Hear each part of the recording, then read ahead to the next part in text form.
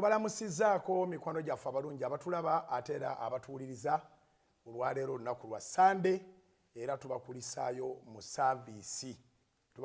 saaviisi ebadde ku Canaanland ate tubakulisaayo mu saaviisi zonna ku bugazi bw'ensi eno abasabidde Boston abasabidde mu USA yonna abasabidde Canada abasabidde mu South America abali South Africa abasabidde mu mawanga ga Bulaaya abasabidde mu South Korea abali ku bugazi bw'ensi eno nammwe abali ku bugazi bw'ensi eno naye nga saaviisi eyammwe ebeera ku Salt Media mwebale kubanga mukuŋŋaana wamu naffe ku Salt Media app waliwo yaŋŋamba nti yagezaako amazima okunoonya church naye byagaana nga ebyeyo tabikwasaganya n'asalawo saaviisi ye agiteeke ku Salt Media app abeera ku YouTube abeera ku Facebook mu lunch hours abeera ku TikTok so omwoyo omutukuvu nga bw'aba akuluŋŋamizza wonna w'oba osabira ekkanisa ya Mukama waffe Yesu Kristo eryemu wonna w'oba osabira tuba twebaza Katonda era tulina ebbanja mu nda yaffe ery'okuba nga tufiidinga nga tuliisa omwoyo waffe nga tumuliisa emmere gy'alya talina mmere endala gy'alya wabula ekigambo kya Katonda tubeebaza abasiibi tubeebaza era tubakulisaayo mu kisiibo twebaza Mukama nti atuluŋŋamya ennaku ezo 14 ziba n'engeri gye zikolamu ate nga yanjawulo so kaakati teekateeka munno naawe weeteeketeeke ng'ennaku z'omwezi 29 leero okutaano olugenda okusembayo mu mwezi guno ogwa Maaci era lujja kubeera lwa Good Friday mwezi gwonna gwakuzuukira nti nga 29 March ye Good Friday twatandika Good Friday mu 2019 ne yegatta ku nkuŋŋaana zaffe zigaggadde twali tulina 2 officially ng'olusooka lwero olwa Independence Night olubeerawo October nga atandika oba September nga gwako ate nga tulina ne 31st naye kaakati twayongerako Good Friday era ebeera mu maanyi ag'enkuŋŋaana zaffe ate ebeera mu maanyi nnyo kubanga lwe lunaku Mukama waffe lwe yawaayo omutango tusobole okuba nga tununulwa mu kibi so tagenda kubanga awaayo omutango nga 29 yaguwaayo dda kaakati emyaka gya Mukama waffe 2024 nolwekyo jangu okime bukimi ekyamagero kyo ne munno mugambe beera nga weeteeseteese 29th at Canaanland Good Friday free entrance 24 hours tuze ne program the way olunaku olwaleero nga tugenda kugabana ku kigambo ekikulu nga gye nkomeza n'okusingawo ekigambo eky'ekirabo eky'omwoyo omutukuvu Aloysious Bujjingo ge gange Salt Media gy'oliko ate ndi n'omulungi era mukwano gwange babayita ba besti ne besti abeera ndoze sibbaawo besti abeera baawo yoyo omuntu ye osobola olonda omuntu bagamba nti bawa alina okubeera oba mukyala we alina okubeera besti naye si nti alina okubeera oyina muzu basingozi balina ba besti bangi buli gwola ba besti ndowooza tebamanyi makulu gaakyo so bw'oba oli wa mukisa kyangu okusanga ng'omwami we afuuse oba mukyala we afuuse best friend wo kitegeeza mu mikwano gyonna gy'olina tukisalako busaze kibeera besti yes so kati nkuyitenga linnya ki yenze Susan lamusa ku bantu batulaba mukulikeeyo mu kkanisa yonna gy'osinzidde okuba nga ogenda n'osinza tukwaniriza ku Soul TV tukwaniriza ku programu ya The Way era nga twebaza Mukama fe abadde ate Canaan era tukuŋŋaanye ne Yesu yamookingibwa yeekaalu zaaliyo tetugambye nti Canaan tugenda beera bwetyo ne paka Canaan tugenda tuuka nga tulina Pentagon nga tulina obujulizi kino kye tulimu bwe bujulizi obukuŋŋaanyizibwa ate era si buli omuntu yalitegeera ekirooto kyo omuntu azimba ennyumba y'embwa teyeetaaga plan kubeera approved mu KCCA teyeetaaga bukadde na bukadde teyeetaaga na kumobilizinga ssente okubeera nga azimba ekiyumba ky'embwa so ekitwala okuba nga Pentagon ogiraba ebadde eruddewo bwe bwetaavu bwa ebyo ebyetaagibwa okuba ng'ezimbibwa. Si tooyi, nyangu etooyi eba nyangu ya kusima. Naye mu kubanga omulimu gwa Mukama, ennyumba ya Mukama egenda kuzimbibwa, abamooki nga tebaliggwayo. Kiki ekyo kye baagala okukola? Tekiriiyo, tekisoboka. Ekya Mukama kyonna tekisoboka kubanga kitegereka mu mitwe gy'abantu okuggyako nga bategeera Katonda oyo. So abali e Canaan sinakuzza mu maanyi, ekirungi ab'e Canaan bakimanyi nti Katonda waffe mwesigwa, ate atutaddeko abakulembeze abeesigwa, ejja kuba ezimbibwa Pentagon. Naye tukwaniriza mu the way. Era Good Friday eno gye tugenda okukola yegenda okusembayo okutuula ku Canaan land. Good Friday esembayo. Yesemba si yesemba muzi Good Friday tunaakola ng'enkuŋŋaana ewalala naye ku ttaka eryo ettukuvu eno Good Friday esembayo nga Good Friday. Nga Good Friday. Eya 2025 tejja tusanga awo. Amina. Ejja kusanga waliwo misingi nga Pentagon eri mu kuzimbibwa. Era tukwaniza ku Good Friday olwo lunaku lwaffe lwa kwebaza Mukama, nduyita lunaku olwa okujaganya olw'obulokozi okujja mu nsi. Yes, terwandibadde Good Friday, lwandibadde Bad Friday kubanga battirako Mukama waffe. Naye ate olw'amakulu g'okufa kwe eventually lwafuuka nti lwe lwali lusinga obulungi kubanga lwe lwali lw'okusasulirako omutango gwonna. Emigga egyamukubwawo gye gituwonya. Omusalaba gwe yeetikka gwe gwali omusalaba gwaffe kwe twali tulina okukomererwa, ate tukomererwe okwo, ate tugende mu Geyeena. Ebibonerezo byali bingi ne yeewaayo ffe tubeere free. Kyova olaba Bayibuli egamba mu Baluumi 8:1 nti omuntu yenna ali mu Kristo Yesu takyaliko musango. Therefore there is no condemnation to those who are in Christ Jesus, who do not walk according to the flesh but according to the spirit. Ngera omwoyo gwe twagala okusomesaako. So awo we yatusumululira. Ebyamagero yabikola, abagenge yabalongoosa, bamuzibe baalaba, abalima baatambula, naye ng'ekyo tekitwala muntu mu ggulu. Ebintu bingi abafu yabazuukiza, naye ng'ekyo tekitutwala mu ggulu. Bwali bubonero obulaga nti ye Katonda. Yes.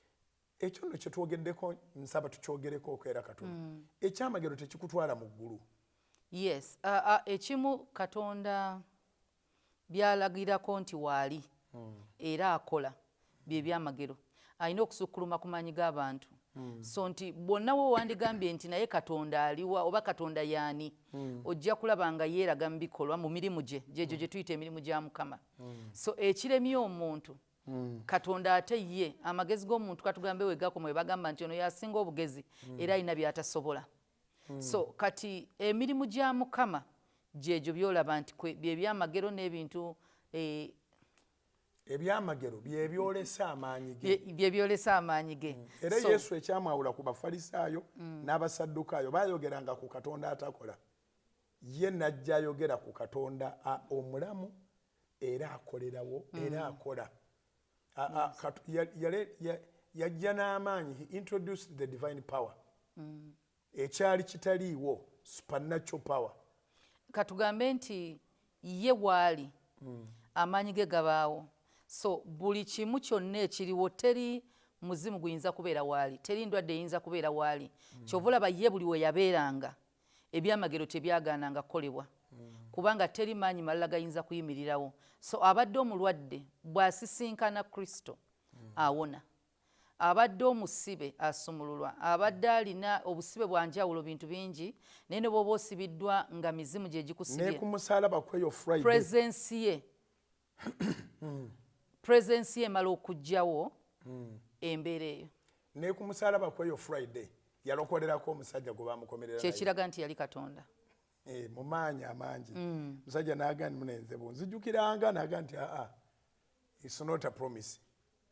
Nkuweereddewo tugenda kubeera ffenna. Yamuwa assurance. Era omusajja oyo yeewuunyisa nti yakola buli kibi naye yasooka ndowooza mu ggulu. Yasooka mu ggulu ku lwa Mukama waffe kubanga abatume bonna kwali tekunafaako n'omu okuggyako omutume yali yeetuze Yuda eyamulyamu olukwe. So kikulu nnyo okumanya Mukama mu maanyi ge era n'omunoonya nga bw'akyayinzika okulabika so tunoonya Katonda mala okwebaza olw'olukuŋŋaana olw'amaanyi lwe mwakola ku Lwokutaano. Ekisa kya Mukama. Olukuŋŋaana olw'amaanyi olwakolebwa ku Lwokutaano olw'abakyala. Abakyala mwakola olukuŋŋaana lw'amaanyi era tulwebaliza Katonda n'abo abaweebwa opportunity ate okugenda okufuna skills basobole okuba nga basobola okugasa mu bulamu buno ate ne mu bulamu obutaggwaawo. Buli muntu Katonda yayina ekigendererwa ng'amuleeta, teri yajja by mistake or by accident. So mu kubanga waliwo ekigendererwa, abantu abamu waliwo ebitulemesa okubanga tupasuwinga kye tulina okubeera oba okufuuka kye tulina okubeera. Nti ye Katonda paati yagikola naye waliwo sitaani ate waakulimbira ng'akulaga nti tosobola kubeera ate Katonda kye yakutondera okubeera. So jasanga nga abakyala babeera ebintu bingi ebibalimitinga nga ebimu ku byo kwe kubeera nti omukyala akeera ne yekkiririzaamu nti asobola. Of course tosobola gwe wekka naye bw'oba olina Kristo osobola. Kyova olaba nti waliwo eyo confidence omulokole gy'aba alina n'agamba nti I can do all things through Christ. Nti okuyita mu Kristo buli kimu osobola okikola, teri kyatasobola kukuwa okufeesinga nsi eno. So omukyala yenna ky'olina okumanya nti osobola era osobola okubeera ekyo Katonda kye yakutondera okubeera. Just pursue. Keera bukeezi opasuwinge Mukama. So naye nga mukulika eyo mu nkuŋŋaana zonna yonna gye mubadde abamu babadde mu mikolo ku weekend naye nga tugenze Bafilipi 4:13 si Beefeso. Bafilipi 4:13 yagamba nti nyiziza byonna mwoyo. Philippians, yes. Philippians 4:13. So mukulika eyo na gye mubadde so that weffe twatandise dda mwebali kubanga muwaayo obudde n'oyagala omanye ku bikwata ku kigambo kya Mukama ebikwata ku bulokole bwaffe bwe tulimu. Owaayi abantu bawaayo obudde okuva ku ssaawa 2 paka ku ssaawa 4 buli lwa Sande. N'apakira ekyazza we ate ku ssaawa 4 enjiri neddamu n'agiddako naye bakanga enjiri yewedde. Kyangu ky'opasuwe nga ky'ofuuka ojja kituukako nti kyekiraga nti oyagala Katonda naye ate oyagala okwongerwako mu by'omwoyo kubanga essaawa ezo ze zimu omuntu yawandikozeemu ekirala. Kyova olaba nti obudde bwe wandimaze eddakiika 3 ku TikTok z'eddakiika 3 ate nga mu kifo ky'okuba ng'owulira abalala bye bagamba ku TikTok nga si byanjiri z'eddakiika ze zimu z'osobola okuba ng'owulira Mukama by'agamba mu kigambo kye. So osalawo busaze n'ogamba nti nze ngenda pasuwinga kino so lyerina ekkubo lye nnina okukwata. Toyinza kuba ng'ogamba nze ngoba kubeera nga ngoba ggulu ate n'obeera ng'oli mwenge oli mu biduula oli mu masabo so biba tebikwatagana. Naye twebaza Mukama nti osazeewo okubeera ng'opasuwinga obulokozi. Tugenda kwogera ku topiki mpya nnyo eyitibwa omwoyo gwa Mukama. Omwoyo gwa Mukama takyuka. Y'omu y'oli yaliwo ku lubereberye kubanga Katonda ali mu busatu. Yes. Kitaffe Mwana Mwoyo Mutukuvu. Ensi ku lubereberye Katonda bwe yali agitonda yali yeetabudde. Era Bayibuli egyogerako nti nga teyina na formula tulina kyogamba nti efaanana kino. Kati omwoyo wa Mukama n'amaamira ku nsi nga bw'oyinza okugamba nti waliwo ekibisseeko. Katonda n'atandika okulagira buli kino ne kibaawo, that is Genesis chapter 1. Yes. Katonda n'atandika okulagira. In the beginning God created the heavens and the earth. Yes. The earth was without form and void, and darkness was on the face of the deep, and the Spirit of God was hovering over the face of the waters. Then God said, let there be light, and there was light. Naye kye twali twagala ali paka ku verse 2 eraga nti the Spirit of God was hovering over the face of the waters. Olubereberye Katonda yatonda eggulu n'ensi. Ensi yali njereere nga yeetabudde. N'ekizikiza kyali kungulu ku buziba. Omwoyo gwa Katonda ne gumaamira kungulu ku mazzi. Awo Katonda n'alyoka atandika okukola. Yes. Amakulu gaakyo nti tewaliwo kintu kisobola kukolebwa omwoyo wa Mukama nga taliiwo. Ennaku zino tulokoka abantu bangi nnyo abaatuzibwa obulokozi ku Crusades zikolebwa ne waliwo ekintu kye tutataddeeko nnyo ssira era kireetera abantu obutakyusibwa mangu nti tusuubira nga kijja kusomesebwa mu kyaki ate ne mu kyaki oluusi nayo ne kitasomesebwa kyekirabo eky'omwoyo omutukuvu ate kyabwereere kubanga era nga bw'ogambye nti kirabo kirabo eky'omwoyo omutukuvu. Kati nfuba nnyo bw'oba ogenderedde buli lwenjatuza abalokose nfuba okulabika nti seerabira okugamba baatule nti amannya gaabwe gave mu bitabo bya geyeena gayingire mu kitabo eky'obulamu ne mbasabira era ne mbasaba nabo basabe ekirabo eky'omwoyo omutukuvu. Mukama waffe atulekera ekisuubizo nti agenda kutuleetera omwoyo omutukuvu bw'atavaawo omwoyo tajja ng'omwoyo omutukuvu ye agenda kukolera mu ffe. Yesu atuula wali mwenna ne mumufunako naye omwoyo atuula mu buli muntu. Ekirabo ekyo eky'omwoyo omutukuvu bwe kiyingira mu bulamu bw'omuntu bwe mubiraba si bw'abiraba. Ne bw'ebanga embeera mbi ebyo ne bweba bibi bitya aliko omwoyo omutukuvu yalaba beyond that situation. Aba alaba mu ngeri ndala. Omwoyo wa Mukama mu Bayibuli ekulaga nti egimu ku migaso gye agaba amagezi nti n'atali mu nzikirizayo asobola okunotisinga amagezi agakulimu nga si masome nga era si magezi ga bulijjo naye ng'olinga ayogera ebya bulijjo akola ebya bulijjo naye nga bagani waliwo amagezi. Ojjukira Falaawo mu lubereberye Essola ya 41 Yusufu bw'amala okubabuulira ekirooto n'akibikkula kati n'aleeta ate enkola enaalwanyisa enjala nga mukyengera engeri gye banaaseevingamu. Bayibuli egamba mu lubereberye Essola ya 41 Genesis chapter 41 okuva ku lwasatu mu esatu tutandikidde ku solution ekirooto tetukigenzeemu. Ekirooto abantu bakimanyi, bw'oba tokimanyi soma lubereberye Essuula 41 olabe ekirooto Falaawo kye yaloota nangeri ki gye baleeta Yusufu okumujja mu kkomera ajja vunula ebirooto. Naye kati ng'amaze okuvunula ekyengera n'enjala Yusufu n'agamba bw'ati olwasatu mu esatu agaba solution. Kale nno kaakano Falaawo anoonye omusajja omukabakaba ow'amagezi amuwe okufuga ensi y'e Misiri.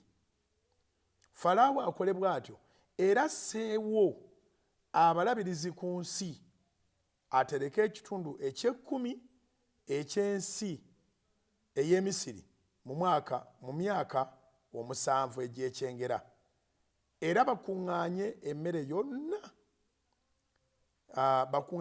ey'emyaka gino emirungi egijja batereke eŋŋaano mu bibuga mu mukono gwa Falaawo bagikuume n'emmere eyo eriba eggwanika ery'ensi olw'emyaka 7 egy'enjala egiribaawo mu nsi y'e Misiri ensi ereme okufa enjala. Naye ekigambo ekyo kyali kirungi mu maaso ga Falaawo ne mu maaso g'abaddu be bonna. Falaawo n'agamba abaddu be lwe lwa 38 Falaawo n'agamba abaddu be nti tuliyinza okulaba omusajja afaanana ng'oyo omusajja omuli omwoyo gwa Katonda. Falaawo agamba nti omusajja omuli omwoyo gwa Katonda musajja musamize. Falaawo ye musajja omusamize. Falaawo musajja musamize era obwakabaka bwa Misiri bwatuulanga ku bulogo bwereere tiwaliwo kirala. N'ayongerezaako olwa 39 Falaawo n'agamba Yusufu nti kubanga Katonda akulaze ebyo byonna tewali mukabakaba era ow'amagezi nga ggwe gw'olifuga ennyumba yange era ng'ekigambo kyo bwe kiri abantu bange bonna banaafugibwanga naye kyokka mu ntebe yange nze naakusinganga ggwe obukulu. Bw'atyo Yusufu bw'akya ku makya ng'abonyeebonye nnyo n'ava mu upper prison n'agenda mu upper office.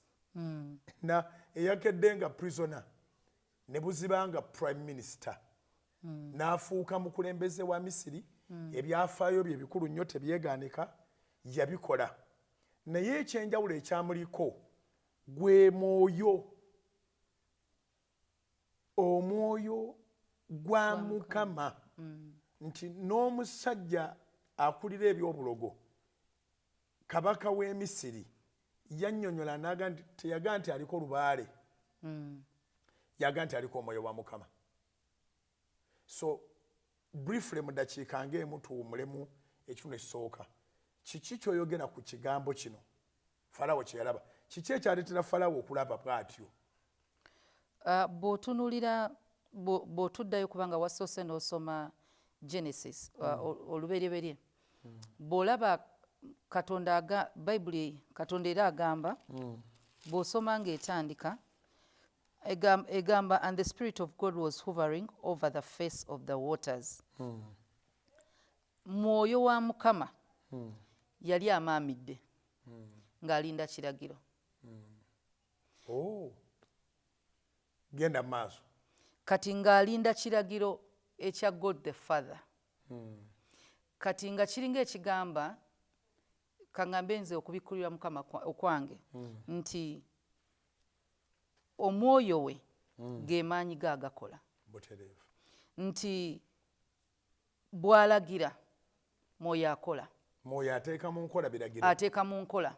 So omulimu gwa Mukama gwonna gw'ayagala okukola mu bulamu bw'omuntu mwoyo omutukuvu agukola kakubanga tulaba mu ntandikwa ng'agukola ku nsi Katonda because omwoyo gwali gumaamidde Katonda yalagira let there be light ekitegeeza mwoyo n'ateekawo ne kikolebwa let there be this let there be this ekitegeeza nti bw'osaba Katonda ekikolebwa okuwonyezebwa ne mu bulamu since mwoyo ali mu ffe ye amaanyi ge gayingira buyingi system amaanyi ge gatandikirawo okukola his God in the spirit amaanyi agakolera mu ffe aga Katonda oyo Katonda oyo sagala gamba nti Katonda akola omuntu ayinza okimisinterpretinga nti because bali 3 in 1 nti naye bonna bakola naye Yesu bwe yagenda n'amutulekera physically Yesu yayita kyaliwo okuwonyezebwa kwe balinga bajje wa Yesu nga bagamba nti tulina ono omukazi ow'ekikuluku teyajja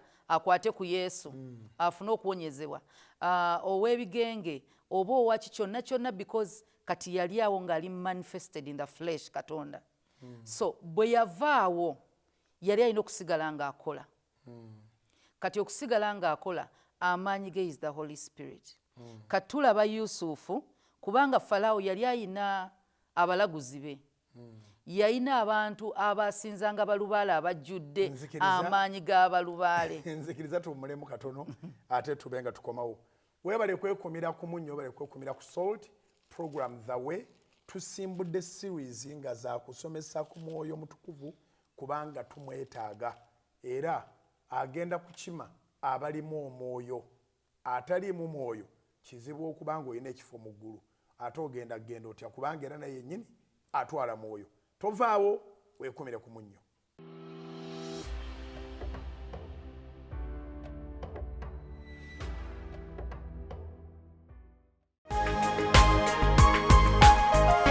Soul Television, Femunyo.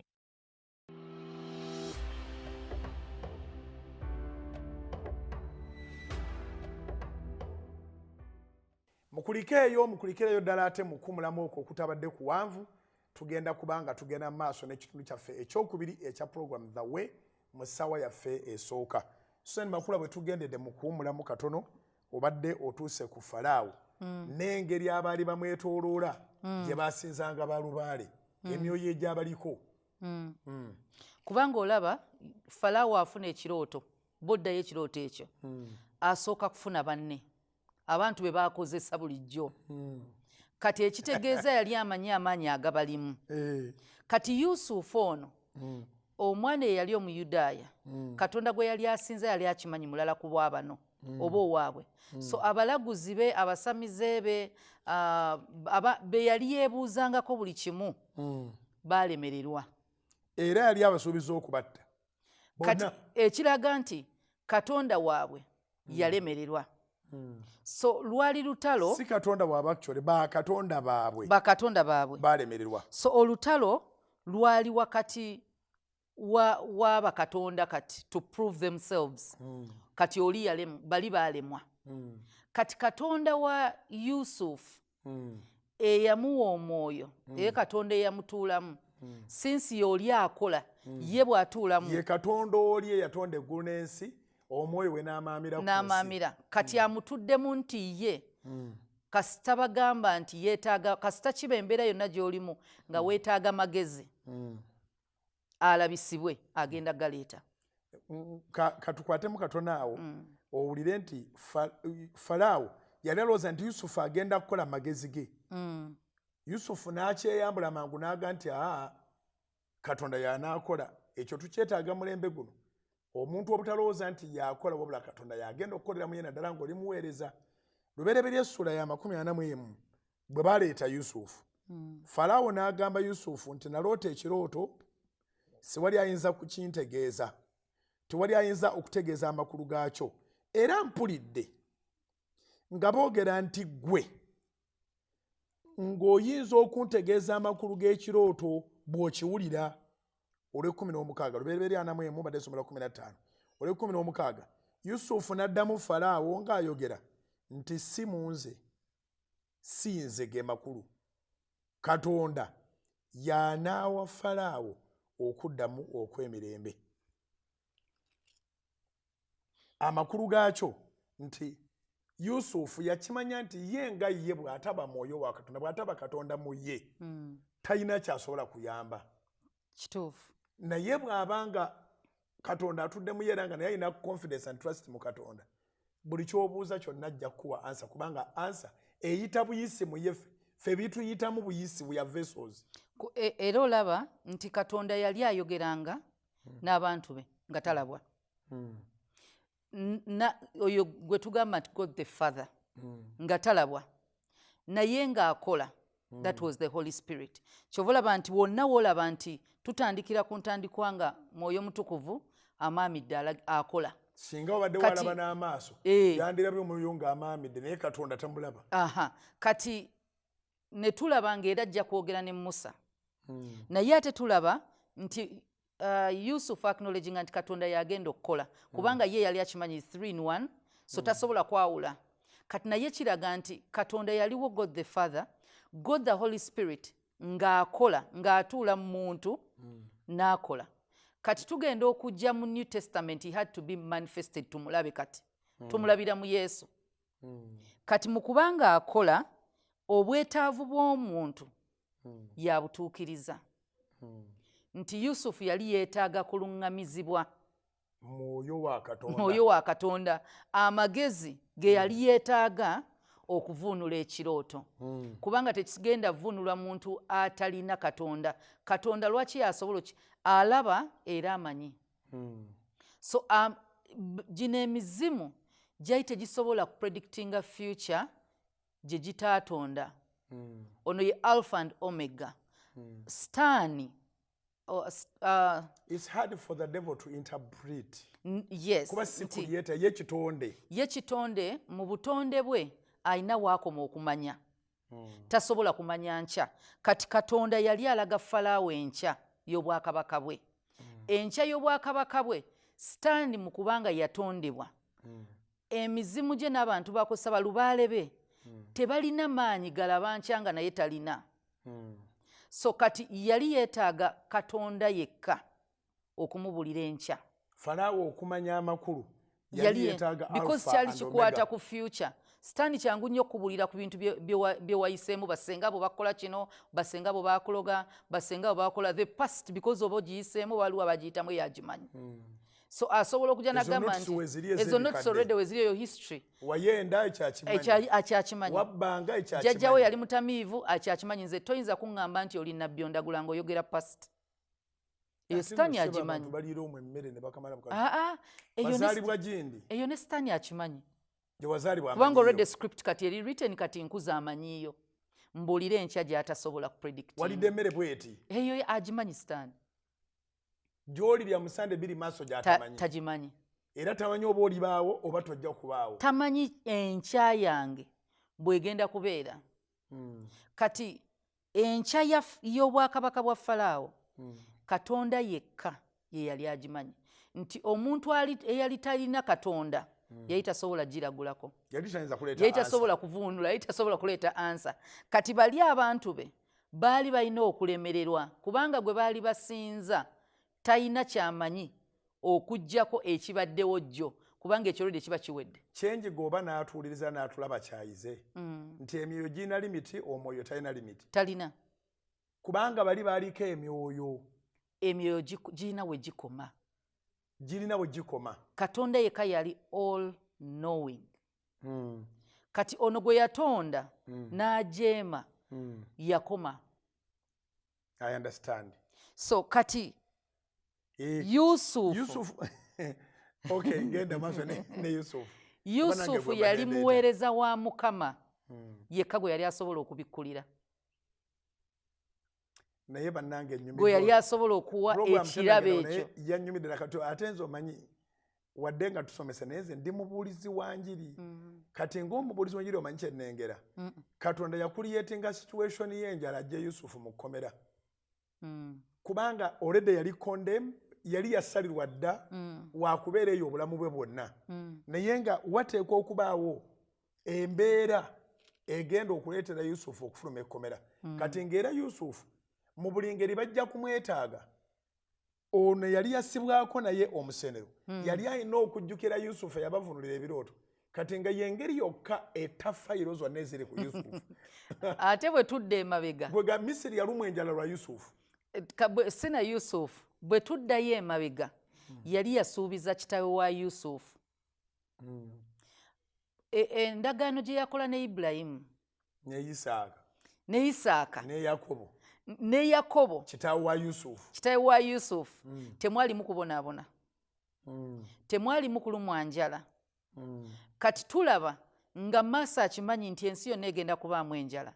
Engeri yokka ey'okutuukiriza ekisuubizo kyeri Yakobo nti bano temulumwenga njala, yalina okukwata omwana wa Yakobo amutwale mu nsi egenda okubaamu emmere. Engazi ate adde ng'ate Yakobo emmere agenda gifuna, nga kizibu okuba nga Falaawo ali wa Yakobo emmere okuggyako Yusufu. Nga omwana yayola ebifo byonna n'obukulu bwonna. Katonda obweyamugereza entebe yange gyokka bambi gy'obondekera ebisigadde byonna. Nti ekisuubizo kya Mukama embeera yonna ejja alina plan. So embeera yali egenda okuba mu nsi ey'enjala yali egenda twaliramu omuweereza we ng'ate yamulinako ekisuubizo. Kati ng'engeri yokka kizibu okuba nga Omumisiri agenda liisa Yakobo. Kati nti Yusufu ateekwa okuba in charge yali alina okuba nga ali wa Yakobo emmere. Sikiwuliranga nako ekyo Susan. Kubanga bano balina ekisuubizo nti tebaalumwenga njala. Yabasuubiza. Kano ekyo abasoosaayo alibawa emmere. Oba agenza atya ekikulu ekisuubizo kye akituukiriza. So bwe amakinga promise ku Ibulayimu nti omukisa aguba wadde n'olunyiririrwe nti era olaba obugagga bonna obwa Ibulayimu bwe yalina, Isaaka bwe yalina, tebalina kubonaabona kwe baalaba. Kati laba omuweereza we bw'abeera ng'ayeetaaga emmere ne bamugamba emmere eri Misiri. Era bagenda e Misiri nga tebalina ssuubi, bagenda babeega kubanga ne bwe baatuuka mu maaso ga Yusufu kwali kwegayira, tebali entitled to that food. Balina nti omuntu yenna nga si nsi y'olina ggula. Nga bw'onoolaba nti bw'onoova kuno Musumba n'ogenda mu Amerika, bwe bagamba nti bino ebintu by'Abamerika, gw'oba olina ggula buguzi. Era babajjanjaba Amerika, bo ng'Abamerika babajjanjaba health care insurance biki, naye gw'ava mu Uganda ogenda okujjanjabirayo toli entitled ku bintu ebyo eby'Abamerika. So bayina okuba nga balinayo omuntu anaabawo emmere nga tebagula nangule. Kwegamba ate ontutte mu njiri empanvu wadde nga tuli mu kusomesa nti ne bwe baatuukayo era bagenda Gosheni awali omuddo n'ensolo zennyini tezaamanya bizibu. Bagenda mu area eyali esinga obulungi mu Egypt with the authorization of Pharaoh yabagamba noonya abasinga obulungi woba oteeka abantu bo ne babeera eyo ne balya ne banywa ne babeera eyo ne bazaala ne baala kuba akafaananyi abaana ba Mukama kubanga bonna baganda ba Yusufu abaava mu Yakobo baana ba Mukama kuba olwa taata waabwe ne bagenda mu nsi nga bagenze kugula nga balina kusisinkana mukulu ababuuze muvaawa nti gw'oguze emmere oyagala omanye ovaawa nti nva Kanani kati bazze oggula n'abagamba muli bambega ogwo musango kusibya ku buddu mu nsi etali yiyo kuba akafaananyi ovudde wano ogenze mu Amerika ne bagamba naye olabika olimbega ogenze kufuna bujjanjabi nogamba mukama wange ndi mulwadde bulwazi kyekikulaga nti emmere eno eyali mu Misiri baali tebali entitled to eat era baali tebajja gifunako era omukulu abakugaana baali tebasobola gifuna ate eri gye bali balina okufa enjala waliyo famine waliyo enjala emala kati Katonda omwoyo we gwali kuwuwe bw'oba teri muntu nga si mulokole alina mwoyo wa Mukama tebakulimbanga abana magezi ge alina magezi ge alina omwoyo oli eyamufuuyibwamu nga Katonda amaze okubumba ekibumbe kye n'afuuwamu omwoyo tubeere abantu abalamu naye omwoyo oyo si ye mwoyo omutukuvu abeera mu bantu akola ebintu kyova olaba nti ono omwoyo omutukuvu yayawulwanga nti oyo aliko omwoyo kubanga nnabbi okutuuka Katonda yasuubiza nti ebiro birituuka abantu bonna baliweebwa omwoyo ekitegeeze bwe yali agamba kye baali balina gaali magezi gaabwe yali nkola bwali butonde Katonda bwe yabateekamu bafuuka abantu okuva mu bbumba mwoyo yali tannajja nga Yesu waali era olaba nti ne ba Peetero bwe yayogera ne Peetero bwe yababuuza ye bamuyita ani era Yesu yamala n'agamba ekyo Katonda yakikubikkulidde so nti tegaali magezi ge era still bw'oba oli magezi go tosobola kulaba balala bye batalaba bw'oba oli mu magezi go oba ne limitation mu byolaba ky'oba olaba Yusufu kubanga teyali mu magezi ge ne bwe bamutunda ye yali akyalaba nga ebirooto bijja kutuukirira muka Potifaali ne bwe yamwesonsaako nti abadde amurepinga era ye yali alaba nga still akyali mu layini ya destiny tiyalina buzibu ye teyamanya ki engeri gye bigenda kutuukirira bye yaloota. This is one man that was in every situation and he didn't complain. Nti tukkirize nti embeera kiri kye ngambye Musumba nti Katonda bw'asuubiza kati yasuubiriza Yusufu mu kirooto nga mwana nga balaba sekalootera naye ye yali ayogedde nti ogenda kubeera kino kati bwe yali agenda okubeera ekyo engeri gy'atuukayo kyali mu buyinza bwa Mukama. Kati Yusufu ono Falaawo because yali amanyi bakatonda abali kubali ate nga amanyi omwana ono Omuyudaaya kati Omuyudaaya bo baali bamanyiddwa balina Katonda waabwe mulala era ye tebamuwombawomba si wa tomutebereza mu kikomo talina kimufaanana baali bamanyi nti buli Muyudaaya talina kifaanana baali bakimanyi buli Muyudaaya ye Katonda we era nga bw'akola ekintu kyova olaba nti n'obwolaba ba Daniel we bagenda prisoners of war era ne kabaka bonna bakabaka batunuliranga Katonda waabwe bonna bakabaka basobola okumanyanga nti bali baliko Katonda waabwe yali mulala ku waabwe. Daliyo kyava ayogera mu Daniel sura ya 6 Daniel gwe Katonda w'oyo omulamu gw'owerezanga bulijjo yayinziza okukulokola mu mpologoma. Naye Musumbawo kituwa okusoomoozebwa abantu bamanyi Katonda gw'osinza okuba nti bagamba nti Katonda waali muwonya kati ate gwe yo version gy'ogiddemu kati nze okwo si kwe kusoomooza kwendaba gwasinza omanyi Katonda gw'osinza kubanga Yusufu teyeekola kabi konna Yusufu bw'ona omusomako mu Bayibuli teyeemulugunyaako wadde. Ye buli stage yagigendangako nga yeesize Katonda we. Ne ku ssaawa esembayo ali wano mu lubereberye essula 4:16 alina ennamba y'ekkomera ey'abasibe. Naye era akyagamba nti Yusufu n'addamu Falawo n'ayogera nti si nze ngenda okuwa amakulu. Katonda akimanyi nti newankubadde nga musibe, Katonda waali ayimiridde n'obwesigwa bwe. Akimanyi newankubadde nga muddu, Katonda waali ayimiridde n'obwesigwa bwe.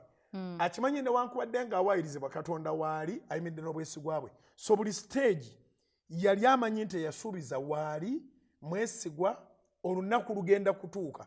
Kiri kye yasuubiza akireete, akimukwase. Kati challenge gye tulina nga abakkiriza ffenna. Abakkiriza soogera ku batakkiriza. Omanyi Katonda wo, kubanga gwe version gy'ogiddemu egamba nti abantu bamanyi Katonda wo.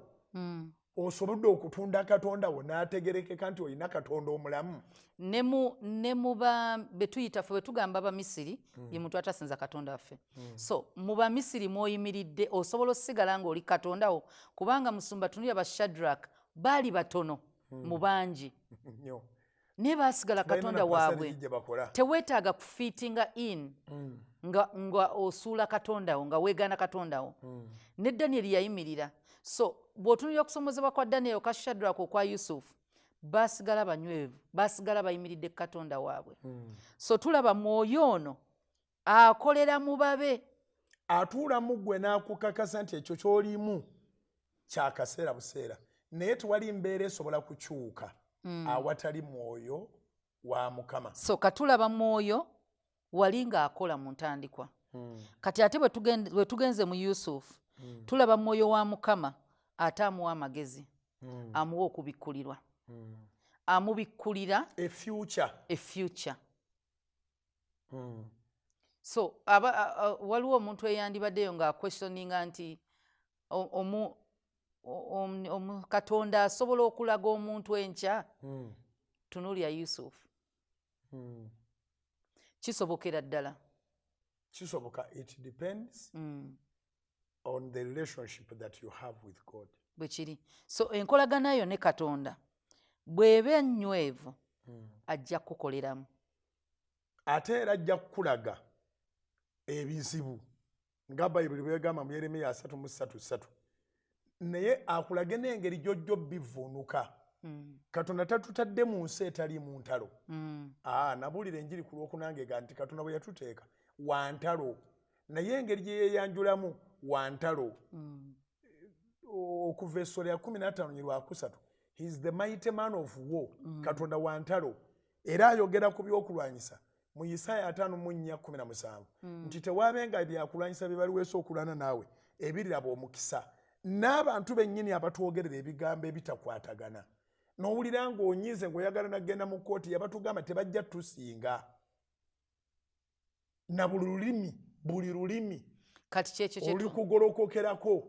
Kyekyo musumba kye tugamba nti kyekyo ekisuubizo kye. So osobola okuba ng'olina by'oyitamu. Ekibuuzo kiri nti yasuubiza ki? Era yasuubizaani? Yasuubizaani? Kati omanyi ebisuubizo bya Mukama? Era omanyi nti ebisuubizo bya Mukama biri ku ggwe. Kubanga ekimu ekimalamu amaanyi bwe butamanya. Bwe butamanya nti ayina mu mbeera eyo kye yagyogererako, kye yakusuubiza nti embeera yonna togenda kusalawo ogenda yitawa. Ye yamanyi woogenda okuyita. Buli mbeera eriko statement egikuba. Eriko statement gye yateekawo. Kati nti gwe oli gw'olindirira. Yanjagala kugamba nti have you empowered yourself with the word of God okumanya nti eno embeera Mukama nga bonogamba embeera gye ni Mukama agyogerako ki? Zaburi 10:19 olunyiriri lwa 13 n'olw'15. Zaburi 10:19 olunyiriri yeesingamu obuwanvu mu Bayibuli.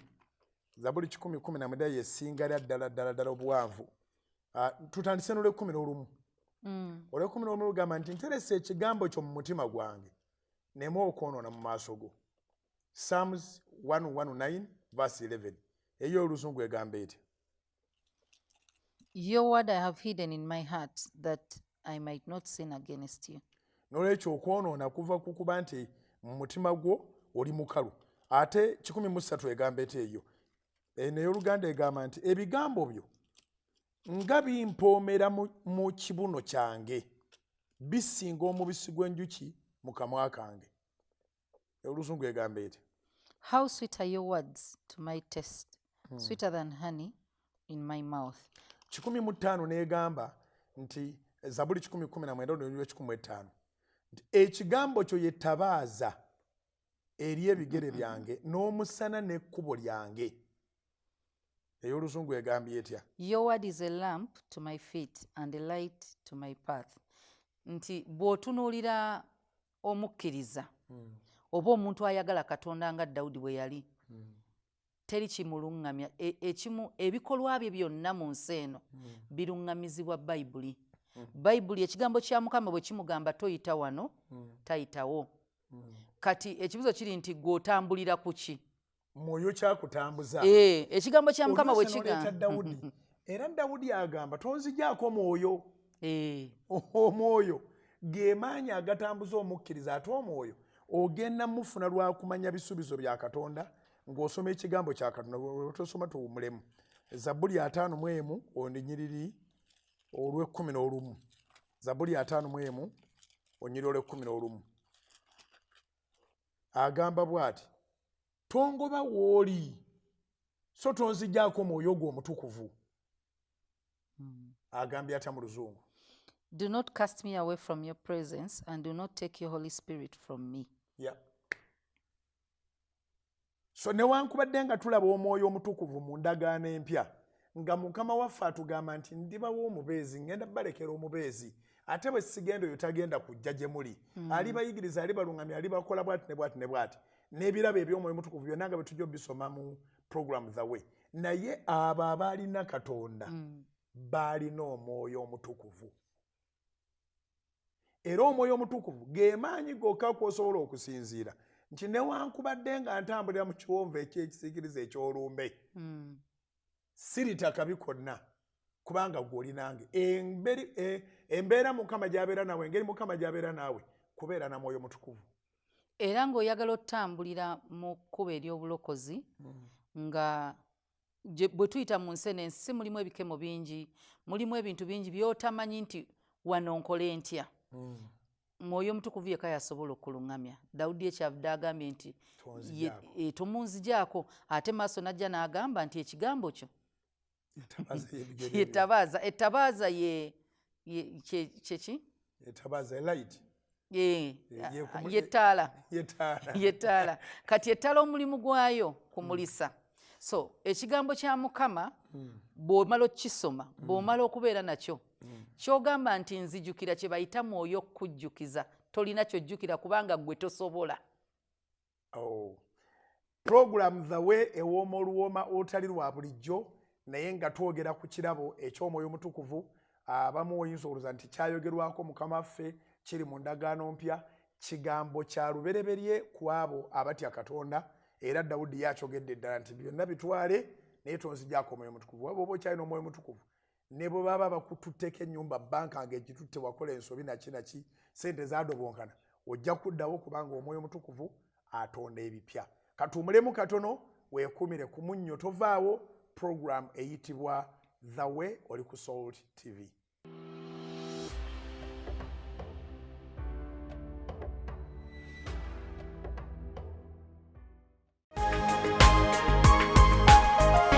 Soul Television, Femunyo.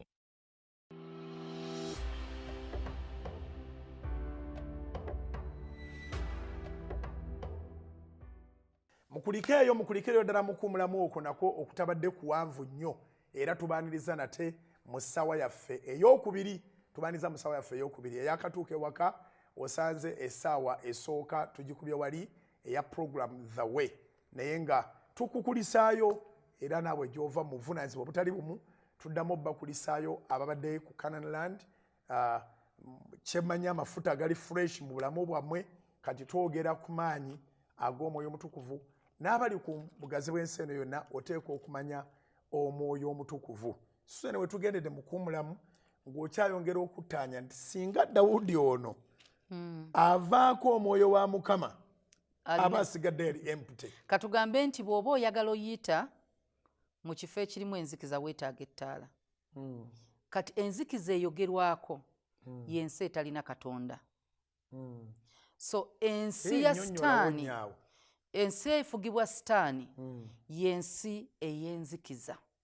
N'abagirimu tebalaba gye balaga. Kati tosobola kulaba gy'olaga mu kizikiza. You need light. Kati engeri y'okuyita mu nsi eno ejjudde ekibi, nti ekibi kitwetoolodde, tomanyi na ngeri bw'okiwona era okoze otya, weetaaga ttabaaza. Eyo eyogerwako Dawudi gye yagamba nti ekigambo kyo ye ttabaaza. Kati buli lw'osoma omanya obadde ogenda olina yako eyakawala k'oyagala okupaaza, ekigambo kya Mukama ne kikubikkulira nti akyawa kye bayita sexual morality omuli fornication. Ogamba kati awo n'otambula obulamu bwo nga temuli fornication. This is the light. Nti bw'oba tolina kigambo kye kino, nti bw'ogeza n'olokoka, soma ekigambo kya Mukama, obulokole bw'okuyatula tekumala. Kati weetaaga okuluŋŋamizibwa okuyita mu nsi nga toyonoona. Ate nga tebakusomera busomezi. Ye kubanga abasomera bagende bakubuulire nga bwe mbuulidde olwaleero, nga bakuvuunulira ebyo by'obadde osomyeko naawe, nga ebimu obitegedde ng'ebirala tobitegedde. Okusomera kuno kukola. Katonda naye waliwo embeera gy'amanyi nti omuntu kakugereze musumba. Bayibuli bwe zajjira zaali za Luzungu. So omuntu nga tasobola kusoma kubanga talumanyi. Katonda n'akozesa abantu ne zidda mu nnimi. Ekitegeeza nti bw'oba olina Bayibuli ng'eri mu lulimi tokyalina kyekwaso. Kati waliwo n'ate ng'osobola okwogera ennimi bbiri osobola ozisoma. Kati bw'onoogamba nti ey'Oluganda entawaanya, waliwo ey'Oluzungu. Bw'onoogamba entawaanya, ekitegeeza nti toyinza kugamba ti Katonda teyakuwa ttabaaza. Nze simanyi bwe ngenda yita mwene ensi nalokose naye ebintu nze simanyi. Kati omuntu akola atya bw'olokoka? Omuntu akola atya? Omulokole yeeyisa atya? Bayibuli. Kati omulimu gw'okusoma okubitegeera, tuddayo ku Yusufu nti okutegeera ekirooto kya Falaawo, Mwoyo Mutukuvu yali alina omutuulako, omutuulamu anti bwe mbala okukka. So Mwoyo Mutukuvu yali alina okuba mu bulamu. Twogere bwe tuti tuleme kubanga abatuulwako emyoyo, atuula muli mu ffe okusinziira ku Bakolinso ekisooka essula ya 13. N'ebintu bino byewuunyisa musumba. Bwe baba bagamba nti ebintu bya sitaani, ebintu bya sitaani tebagamba bimuseeko, bagamba bimulinnye. So biringa ebiva emagombe ne birinnye omuntu. Bimutuddeko. Kaakati Bakolinso ekisooka essula 3 olw'16 n'olw'17.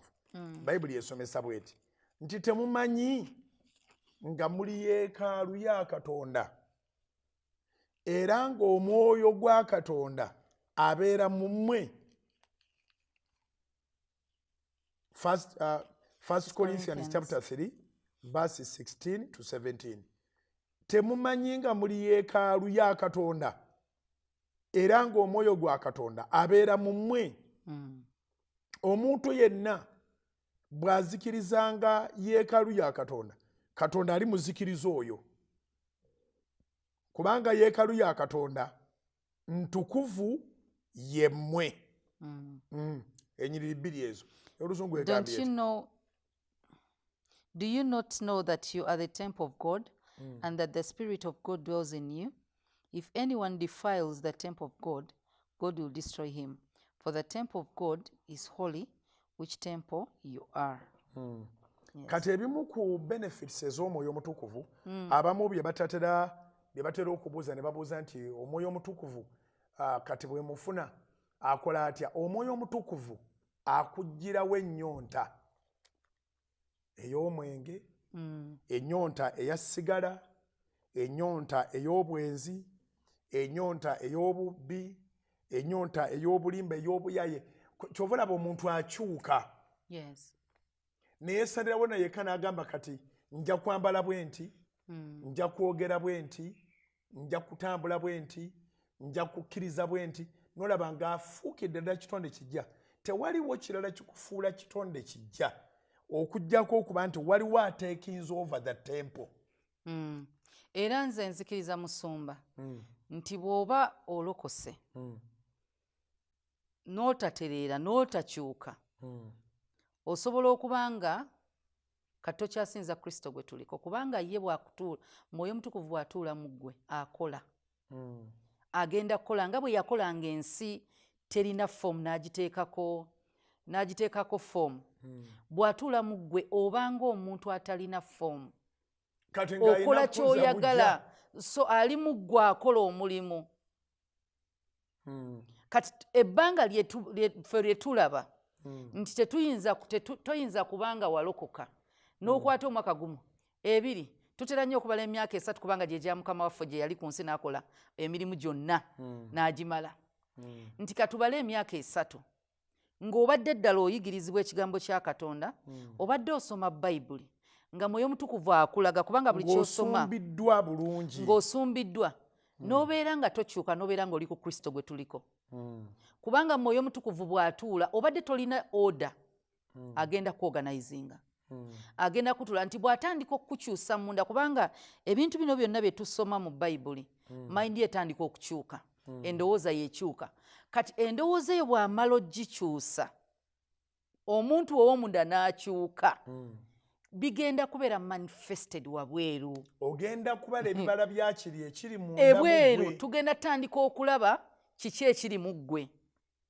Mwoyo Mutukuvu bw'aba ali mu ggwe gwe omuntu abadde ayambala okusikiriza abasajja okulaga omubiri gwo nga bw'oyagala because tolina order mu bulamu organizinga n'agamba nti eno yeekaalu ya Mukama void and without any form so tolina nnyambala tolina kye bagamba nti oyo talina nnyambala you don't have any form era tetusobola kunnyonnyola mu nnyambala yo kati Mwoyo Mutukuvu ono bw'atandika okukola era bw'aba akola tutandika okulaba nti kati akuluŋŋamya nti kati eno yeekaalu mwentudde togenda kujambaza ng'asika abasajja obukaba nange tetukwatagana ng'otandika obika by'obadde tobika kati toyinza kummatiza nti omuntu abadde ayambala seductively mu nsi n'olokoka n'osigala ng'okola kyekimu n'ogamba Mwoyo Mutukuvu mwali wamugoba dda oba tatuulangamu tomwanirizanga oba wayogera bigambo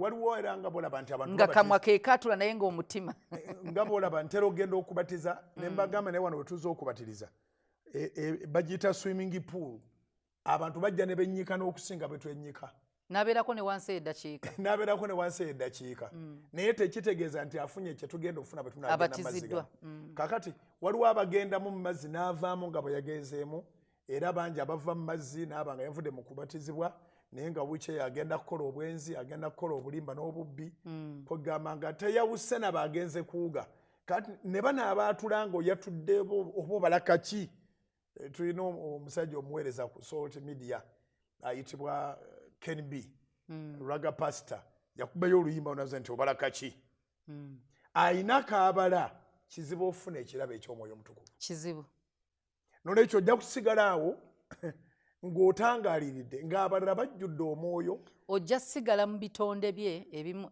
byagamba nti asaba aweebwa era ojja musaba tekitegeeza nti olina Mwoyo Mutukuvu era bw'akuwa tekitegeeza nti olina Mwoyo Mutukuvu gye twatandikidde mu ssabo yaffe esooka nti ebyamagero tebitegeeza nti ogenda mu ggulu ebyamagero bifaanagana nga bw'olaba si buli mwana ewaka nti alya emmere era n'aweebwa school fees nti musika omusika aba ne qualities ezize kakati Omwoyo Omutukuvu ono bw'amala okuyingira mu bulamu bwo aleeta n'okulumirizibwa gwe ne weegamba naye nze nayatudde obulokozi kati mwema nayatudde obulokozi bw'oba oddayo mutamiivu munno n'akuyita eyabadde mutamiivu munno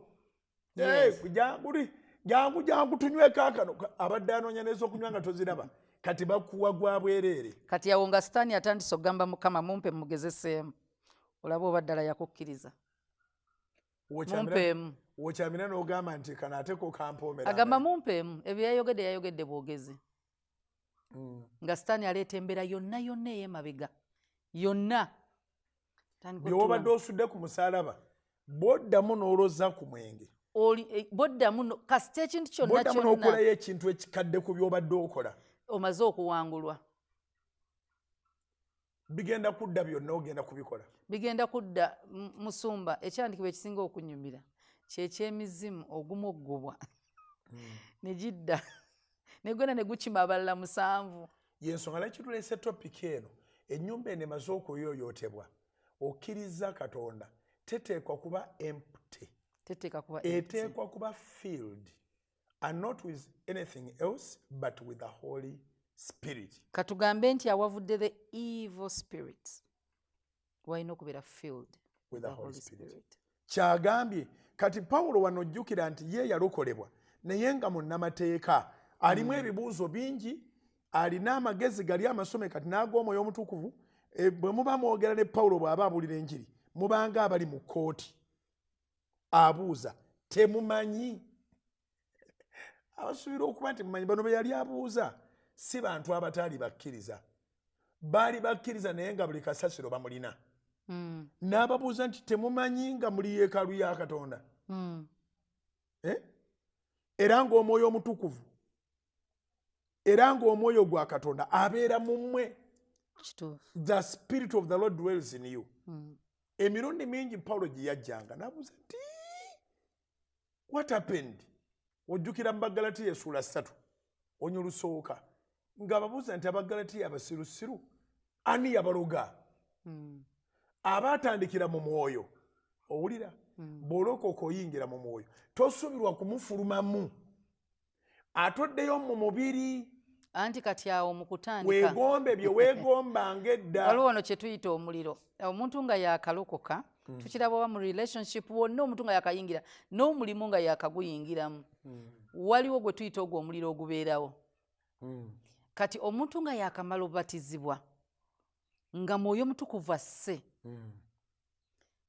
waliwo awo ekisa omuntu kati baba in agreement ne bw'omugaa nti essabo lirijja kubanga agenza okulokoka alyokyanga tana gwe yeebuuzizza agenza okulokoka nga ategedde buli kimu ng'eraga Mukama ngenda kukola kino ngenda kukola kitegeeza ye ne Mwoyo Mutukuvu kati Mwoyo Mutukuvu agenda okumukkamu nga bali in one accord bakkiriziganya bali bumu kubanga ayagala kukola ebisanyusa Katonda kati mwoyo laba bwajja ekisa ekyo kikubaako nga tokyayagala kukola bibyo oyagala kukola bya Katonda ogwo omuliro ogwo kati Mwoyo Mutukuvu bw'aba yakayingira mu bulamu bwo sinsi oyaayaana okukola ebya Katonda musanyufu era agenda tutandika okukulaga kati awo byonna byokola entambula Mukama akulage nti otogendawo Abamisiri kye batategeera kye bayita ekintu so kati eno tetulina kintu tulina that person called the Holy Spirit who dwells in us oyo yatubuulira buli kimu yatulabula n'agamba eryo n'ekkubo ly'okutte so kati omuliro ogwo gwe tuyita omuliro ogwo oguliwo kuva mu kuba nti gwe owulira oyagala kukola buli kimu Katonda kyayagala kati Mwoyo Mutukuvu najja akuluŋŋamye nti oyagala kukola kye twagala ekkubo lirino yita wano kola bwoti kati obuzibu bwe bujjira musumba obututawaanya bwe tuba tuyayaana okukola Mukama byayagala twerabira ekigambo kye nti Mwoyo Mutukuvu akola naye ekigambo kino anaakujjukiza ki ky'otamanyi ky'otalina mu mutwe agambe Katonda nti do not do this Mwoyo Mutukuvu ne bw'anaayogera ojjaga bwangu batonnatuuka kati kwawula ddoboozi lya Katonda lya Sitaani kati okwawula eddoboozi eryo osobola dyawula ng'omanyi wano kubanga Katonda tasobola contradictinga teyeekubagana kitegeeza nti Holy Spirit ono gw'olina mugatteko ekigambo kubanga ye buli lw'anaayogera otegeera otya nti kati yayogera Sitaani si yayogera si ya whisperinga kwe kubanga omanye ekigambo kye kubanga tagenda kwogera kirwanagana na kiri mu Bayibuli kati obuzibu bwe bugira wano musumba nti Mwoyo Mutukuvu asobola okwogera jjukira ne Sitaani ayagala okukuwabya naye n'ayogera kati since oli confused tebasobola kubeeramu naye awhisperinga ku bintu ebiva naye bw'ogayalirira okupakira ekigambo kya Katonda ng'ate onoonya ne Mukama kati awo waliwo abakusomeseza nti noonya Mukama ogenda kunoonya emizimu gigenda kwesooka nga toginoonyeza musumba mwoyo mutukuvu akutuulamu sitaani n'asigala ebweru ng'ayogera kyova olaba yali tatudde mu yesu sigala ebweru ng'abuuza naawe olokose kati sitaani akozesa abantu kati bwe tulaba nti bwe yagenda okukema yesu yali tasobola muyingira yali bweru gye yayogerera kati naffe mu nsi we encounter amaloboozi ge weegali agenda kwogera kati agenda kwogerera mu bantu kyova olaba omuntu agamba Katonda oba yayogedde ng'ayita mugundi tamanyi naye bw'akigira kati omuntu bw'ajja n'aŋŋamba nti naloose waloose ki nti nga Katonda agamba nti oddeyo olime ebijja byewammwe nze ekigambo kye mmanyi tekiŋŋambangako kulima bijja kutereeza byange kati ekyo osobola kitegeera ne Katonda si na malaalo si abaafa naye kirungi okulima amalaalo kasooba nga tonoonya kutereeza bintu byo kuzika ensiko abantu bano abakulu abaatusooka naffe gye bali gye tulaga tujja kuziikibwa naye ensiko eno ekiliyaringibwa awantu wonna awaliwo ensiko mubaamu emisota buba buyonjo musumba nti neewaka yes kiri mu oda bandirimye nawo na bulungi ne bataganya na muddo okumerawo ne bakolawo engeri oba yabupeevu ba ne bateekawo era bandiyeewo oluguni nti omuddo oguleke kulimawo tumanye nti awaliwo bijja era abantu bamanya awaliwo bijja so kati nze okutegeera nti so si kubirima nti obeeko kyofuna kati okutegeera nti oyo si Katonda yagambye nina okuba nga manya ekigambo kye kati mwoyo mutukuvu onaakubeeramu naye nga naawe owulira kati amaloboozi abiri kubanga akugamba bw'ati Mukama waffe nti bw'oti bw'onookola okufunanga omukisa Joshua essuula emu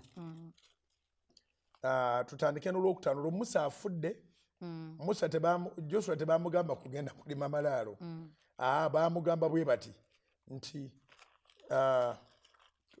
noonya bwe tukutuliramu tusobole okwanguya ndowooza tuve ku lusooka awo lwatuuka Musa omuweereza wa Mukama bwe yamala okufa Mukama n'agamba Yoshua omwana wa Nuuni omuweereza wa Musa ng'ayogera nti Musa omuweereza wange afudde kale kaakano golokoka osomoke omugga guno Yoludaani gwe n'abantu bo bonna muyingire mu nsi gye mbawa bo abaana ba Isirayiri buli kifo kye mulirinnyamu ekigere kyammwe nkibawadde mmwe nga bwe nagamba Musa okuva mu ddungu n'olusozi Lebanooni okutuuka ku mugga omunene omugga Fulaati ensi yonna ey'Abakiiti era n'okutuuka ku nnyanja ennene ku luuyi olw'ebugwanjuba rather we waliba ensalo yammwe tewalibeera muntu yenna aliyinza okuyimirira mu maaso go ennaku zonna ez'obulamu bwo nga bwe nabeeranga ne Musa bwe ntyo bwe naabeeranga naawe siikwabulirenga so siikulekenga ddamu amaanyi guma omwoyo kubanga gwe olibasikiriza abantu bano ensi eno gye nalayirira bajjajja baabwe okugibawa naye mala okuddamu amaanyi n'okuguma omwoyo n'okuguma ennyo omwoyo okwekuumanga ntuuse wendaga okukola ng'amateeka gonna bwe gali Musa omuweereza wange ge yakulagira tokyamanga okugaleka ku mukono ogwa ddyo newankubadde ku mukono ogwa kkono olyoke oweebwenga omukisa buli gy'onoogendanga yonna ekitabo kino eky'amateeka tekivenga mu kamwako naawe onookirowoolezangamu emisana n'ekiro olyoke weekuumenga okukolanga byonna bwe biri ebikiwandiikiddwamu kubanga bw'otyo bw'onooterezanga ekkubo lyo era bw'onooweebwanga omukisa bw'otyo si nze nkulagidde ddamu amaanyi guma omwoyo totyanga so teweekanganga kubanga Mukama Katonda wo ali naawe buli gy'onoogendanga yonna nsomye Joshua essuula emu okuva ku lusooka okutuuka ku lw'omwenda nga key verses ze tubadde twagala lw'omusanvu n'olw'omunaana Katonda ng'agamba Joshua nti ekinaamuweesanga omukisa mu kkubo mw'anaatambuliranga tebijja na kubanga birooto tebajja kubanga bannabbi abanamulagulanga wabula alina okutambulira mu kitabo kino Musa kyamulekedde tadda ku kkono wakyo newankubadde ku ddyo bw'atyo bw'anaaterezanga ekkubo lye era bw'anaaweebwanga era ne Yesu n'atusuubiza nti anaayitanga erinnya lye bw'oba oli mu mbeera teweetaga genda kulongoosa bijja bw'olwoke nalaba takisi ng'oli agamba mutereeze empewo sirike empewo ani agisobola mu nsi ebyogera bingi anti njagadde okugamba musumba tosobola kugaana boogera anti njagadde okulaga musumba nti sitaani ayogera buli lunaku kati ku takisi imagine nga ntudde n'omuntu nga yakalokoka obanga yalokoka naye ng'ekigambo kya Mukama takimanyi kati nagamba olokole buno bwe mbugattamu empewo ngenda nenzitereeza ntereera nga takimanyi nti Mukama waffe yatuwa n'essaala y'okusaba era nga yatugamba nti asaba anaaweebwa bw'okonkona onoggulirwa kati ebyo bitegeerebwa muntu ayeewaddeyo kubanga musumba sitaani tagenda lekerawo kwogera ng'ayogera n'abantu abalina Mukama kubanga teyatya Katonda yennyini bw'aba yayogera ne Kristo naye Kristo n'amukema kitegeeza naffe tukyakemebwa ng'abantu naye bw'okemebwa kiki ky'osobola okukozesa against the devil kubanga ne Yesu yagamba sitaani bwe yamukema yamugamba it is written mulokole munnange if you don't have how it is written you don't know how it is written. What is written You don't know what is singa written. omuwala ajja mu maaso go nagamba nze nkwagala bujjo nkwegombye n'ekiro kino ne bw'oba oyagala onoomugamba ki ate ng'omaze emyaka akusuubiza ekiro ekyo naye ate obadde omaze ebbanga kikyogenda kubanga sitaani yamwogereramu Yusufu tuzeeyo wa Yusufu yali amaze bulamu bwe bwonna teyebakanga na muntu mukama we Potifaali n'amwekunamira yamweyambulira tena kyatamukolera n'amugamba tusule ffembi naye yali amanyi Katonda we kyayagala ne kyatayagala anti n'amugamba nti nyinza nti okwonoona mu maaso ga Katonda wange kati omuntu tosobola kumanya nti oyonoona nga tomanyi musumba omuntu amala kukubulira kyatayagala n'olyoka omanya nti ojja kwonoona ate Omwoyo yakuyamba okujjukiza wano Katonda byatayagala bw'abeera gwe ng'omuntu oyagala naye Katonda tayagala Katonda yesala ya Mukama ffe byoyagala bikolebwe mu nsi katumulemu katono musumba solo nga tonagenda waliwo mukwano gwange omu lwaki tomutumuddindako sijja mukubulira linnya lindako mukwano gw'omwogere katukomewo musigale awo mwebale kwekumira ku munnyo mwebale kwekumira mu program The Way katumulemu katono ate tube nga tukomawo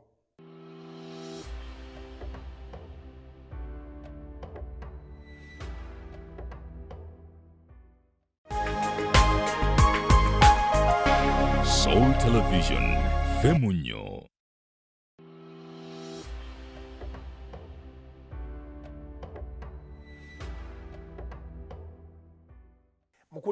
mukulikireyo ddala mukumulamu okwo nako okutabadde kuwanvu nnyo wetugendere mukumula nga nkukubirira bukubirizi sooka olindeko mukwano gwo olwatuuka nagenda out waliwo abamu bakwano bange abantu bomanyi mu bulamu so si balokole so ne bagamba biki balina ebyo catch-up biki ne mugamba oke kanzire mbalabeko mbasinkane so ne tuula ne tunyumya kati va ku baana abange bo bakimanyi batuula nange waliwo ebitagenda ku mmeeza kati bali ne batumye ne bagamba it's okay mwe munywe kye mwagala mulye kye mwagala nagamba naye ojjukira wali owoomerwaka ne bakujjukiza test yo omanyi edda we twabanga mu nsi baba bakumanyi nti oyo bw'atuuka ojjayo kino so ne mugamba omubiri gwagala naye mwoyo agaanye omunnyonnyodde otya mwoyo oyo agaanye nagamba bye biki ebyo ne mugamba nze njagala nandyagadde naye atudde mu nze yanfuga aŋŋaanye nagamba kati ebyo mwoyo kyeki nengamba Mukama weebale essaawa ne mugamba bw'olokoka ebyo byennyini byewamugamba byetwagala ogere gwe twagala obedde olwaliro ye topiki yetuguddewo otandise ku mukwano gwo ne mugamba bw'obuulirwa enjiri kati nze bambuulira enjiri kati njagala kukubuulira nti eno ensi egenda kukoma byonna bye tulina ekyo magezi ag'omuntu naye akimanye nti ensi ekoma kyava agunywa kubanga ate jalaga teri mwenge n'oluyimba baluna muggulu teriyo mwenge bw'ekoma waliwo ensi egenda okujja empya naye ensi eyo empya egendamu abantu abakkiriza Yesu Kristo okubeera omulokozi waabwe naye waliyo n'ensi abamujeemedde gye bagenda okugendamu bagiyita geena naye geena ngimanyiremu kati eyo gyeri bw'omala okkiriza Yesu Kristo n'afuuka omulokozi wo akuwa omwoyo we atuula mu ggwe kati bw'atuula mu ggwe nga bwe wandigambye nti omuzadde waali awo n'akugamba nti tokola kino kubanga agambye era omulaba naye Yesu bwe yaliwo ebintu bingi byayogeranga ng'era bagamba ati kino ne kino waka Katonda buli bwe buti so bwe yavaawo nga tetukyasobola mulaba physically nga ffe abaliwo mu eno generation yatulekera God the Holy Spirit so kati Holy Spirit eyo bw'okkiriza Kristo bw'okkiriza Katonda amukuwa yakubulira engeri gy'oyita mu nsi yakubuulira Katonda by'ayagala ne by'atayagala so kati mu kigambo kye nze nsoma Bayibuli mulimu Katonda by'atayagala so nzijukiza bwe ntuuka mu situation nga njagala okukola ekintu ye nga nzijukiza nti ekyo kikontana n'ekigambo kya Mukama kati nange mbadde njagala okunywa ekika kyennyini kyompa kyekyampomeranga naye ate n'ensi gye nnaddamu afugayo tanzikiriza gunywa ekyewunyisa nga mutudde ku mmeeza naye nga oli mu nsi ndala nga naye ali mu nsi ndala tuli mu nsi naye tetuli bansi n'agamba kati oyagala kunywa ki kunze waliwo kasoda ke nasaba n'agamba weyita sooka oleetere ono atuleetere wano ensowera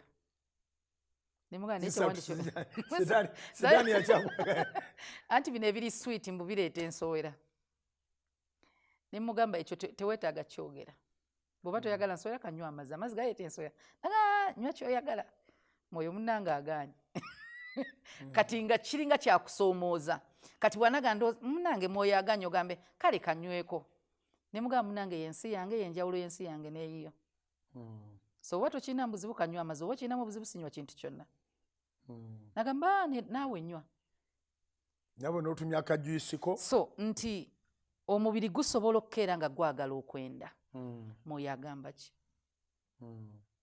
omwoyo ye controller kyebayita yatuyigiriza tekigenda kubeera effective nga tolina mwoyo ng'ogyeko okutuyigiriza yatuyamba mu lugendo lwaffe ne Kristo bwe tuba tugoberera Kristo since we are followers of Christ yatugayidinga yatuyambako nti kino kiba kikusika n'akuzza kati gwe paati yo soma ekigambo kya Mukama bw'oba ogamba nti walokoka you still have the Holy Spirit in you ekyo Katonda ekirabo yakikuwa kati olutalo luli wakati w'eddoboozi eriri ebweru n'eddoboozi erikuli munda kati ago amaloboozi tosobola kugaawula paka ng'omanyi Mukama kyayogera so bw'oba tonnafunayo it is written waliwo ekizibu kubanga togenda kuwangula mulabe togenda wangula ge nga tomanyi bwe kyawandiikibwa oli waliwo omuntu omwe yagamba nti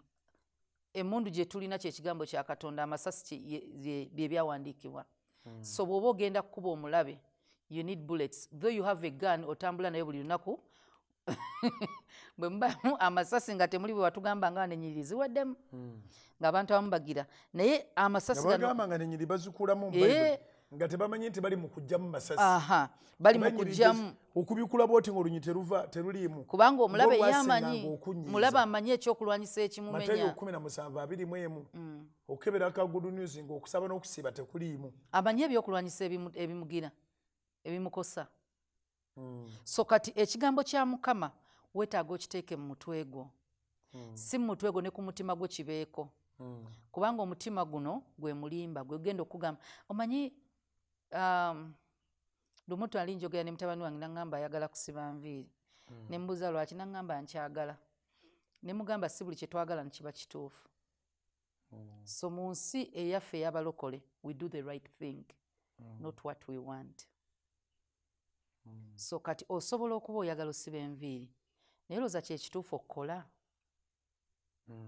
so kati omutima gukola nnyo bye gwagala naye ate ekigambo kya Mukama bwe kiba ku mutima gwo nga kiyoleddwamu ogenda tuuka ng'okola kituufu kubanga engraved on your heart. Engraved, yes. Nti bwe kibanga kyole mu mutima gwo ogenda sizinga okukola by'oyagala okole Mukama by'ayagala era Mukama by'ayagala bye bituufu bye tulina okuba nga tukolanga abalokole kubanga Bayibuli etugamba omutima mulimba. Yeremiya 17:9-10. So omutima ogwo okubanga mulimba gugenda kwagaza buli kimu.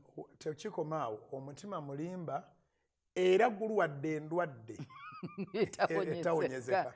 Kyova olaba be tuyita abasiyazi. Buli omu akola kyeyagala bagamba omwana alina eddembe lye. Let them do what they want. Tetubayita buyisi abasiyazi.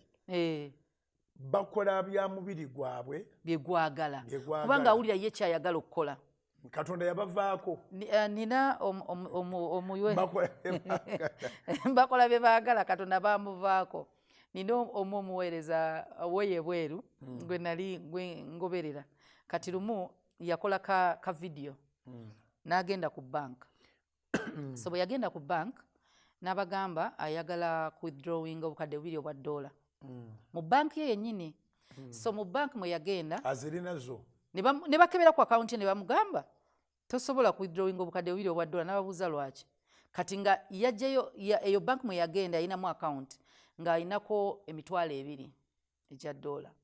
Ne bamugamba oyinako $2 so tosobola withdrawing bukadde $2.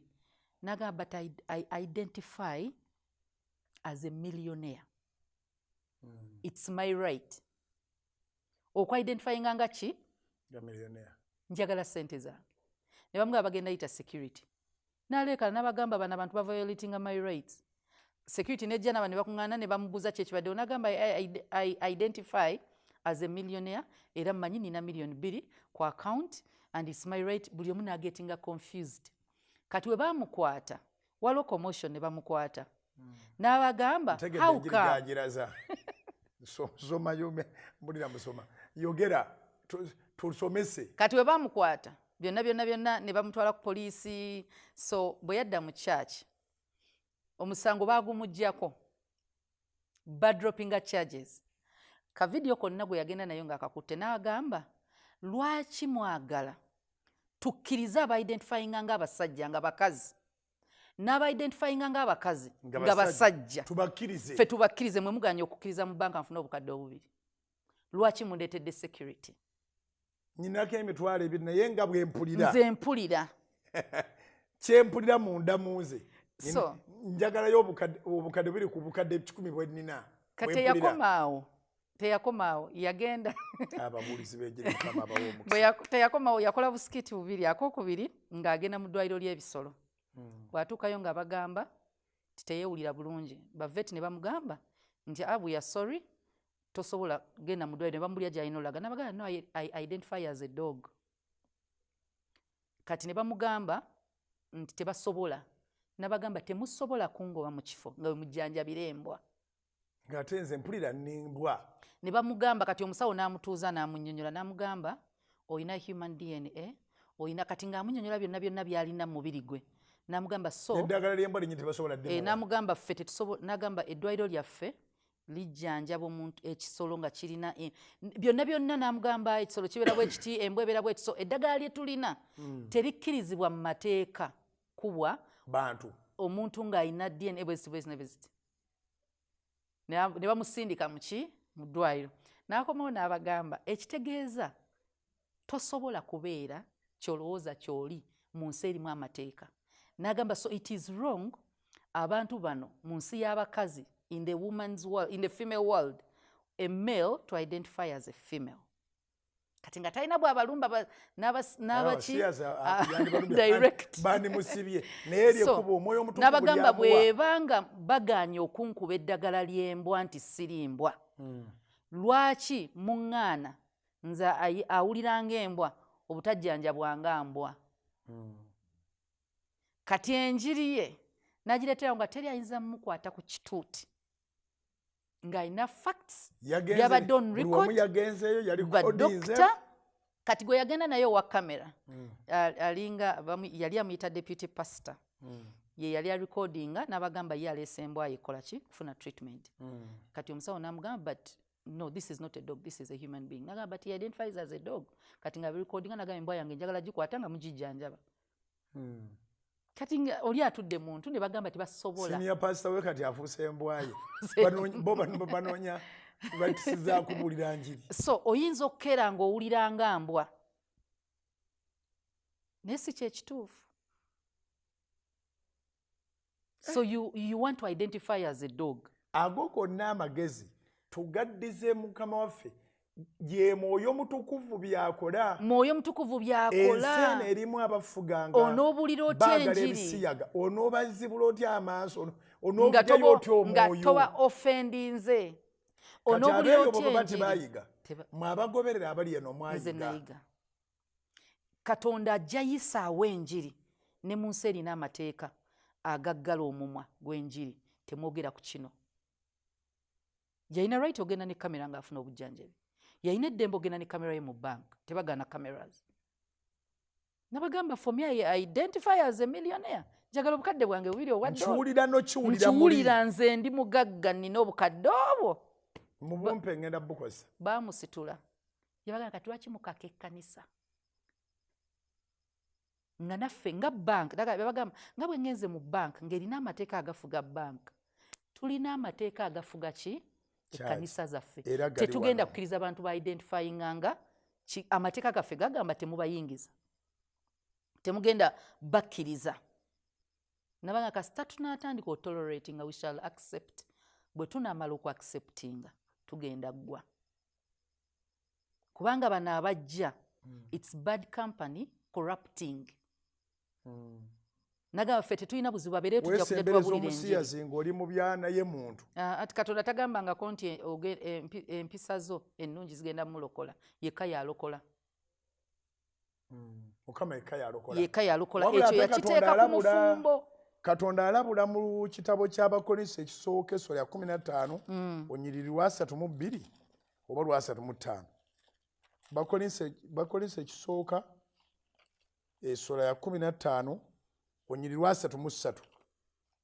Temulimbibwanga okukwana n'ababi kwonoona empisa ennungi. 1 Corinthians chapter 15 verse 33. Gweye gisome mu Lusugu. Gweye eyegondeza mu mikwano egyo egy'embwabwa bwegyo ina mukwano gw'omuli wa bisiyaga ogamba tuyambagana mu birala oli mu kwonooneka. Omuli w'ebisiyaga yenna ateekwa kuba gye babiriira tateekwa kubeera naawe.